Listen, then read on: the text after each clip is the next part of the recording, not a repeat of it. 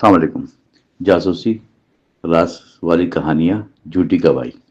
کمرے عدالت کے کمرے میں خاموشی اس قدر گہری تھی کہ گھڑی کی ٹک ٹک بھی کانوں میں چپ رہی تھی۔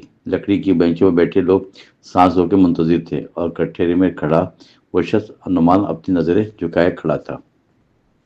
اس پر قتل کا الزام تھا، وہ واحد مضبوط ثبوت، ایک گواہی جو اس کی قسمت کا فیصلہ کرنے والی تھی۔ یہ قصہ کئی ماہ پہلے شروع ہوا تھا۔ شہر کے پرانے علاقے میں تاجر حارث محمود اپنے دفتر میں مردہ پایا گیا۔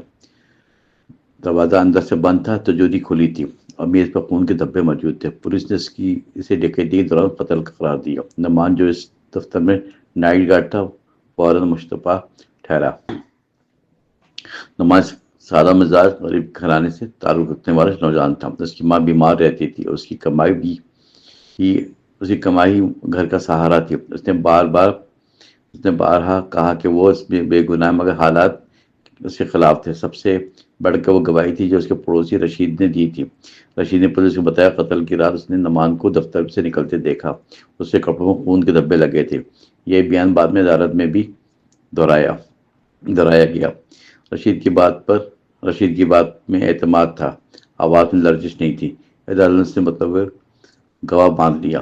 نعمان کا وکیل سلیم فاروقی ایک تجربہ کار مگر اصول پرست آدمی تھا۔ وہ جانتا تھا کہ ہر جھوٹی گواہی کے پیچھے کوئی نہ کوئی خوف یا لالچ ہوتا ہے۔ اس نے کیس کی فائل دوبارہ کھولی، جائے وقوع کی تصاویر دیکھیں اور وقت کے فرق پر غور کیا۔ کچھ باتیں میل نہیں کھا رہی تھی۔ قتل کی رات بارش ہو رہی تھی، گلی میں کیچڑ تھا۔ اگر نعمان خون آلود کپڑوں میں بھاگتا تو نشان ضرور ہوتے، مگر پولیس کو کوئی واضح قدموں کے نشان نہیں ملے۔ اس کے علاوہ دفتر کے پیچھے دروازے پہ ایک اور شخص کے فنگر پرنٹ تھے جو نعمان سے میل نہیں کھا رہے تھے۔ سلیم نے رشید کی زندگی کی چھان بین شروع کی۔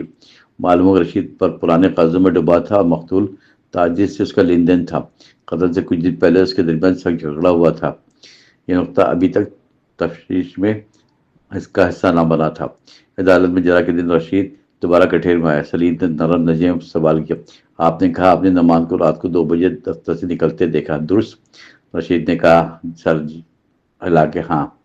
کیا آپ کو یاد ہے کہ اس وقت بارش کتنی تیز تھی؟ راشد ایک لمحے کو رکا اور ہاں، ہلکی بارش تھی۔ سلیم نے تصویر دکھائی جس میں سڑک پر پانی بہہ رہا تھا۔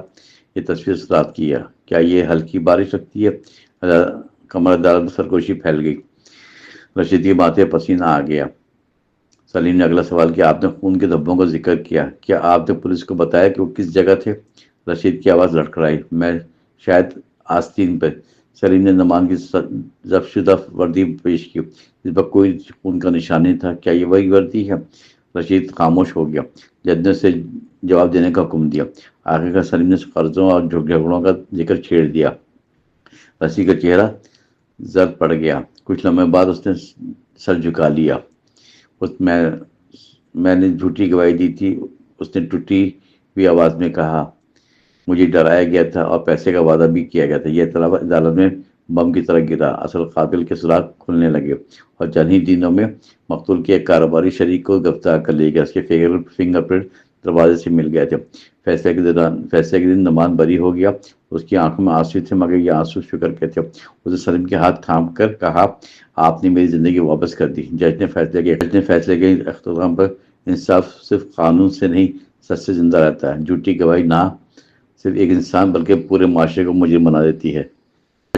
عدالت خالی ہوگی، مگر اس دن ایک سبق ثابت ہوا کہ سچ دب سکتا ہے، مٹ نہیں سکتا۔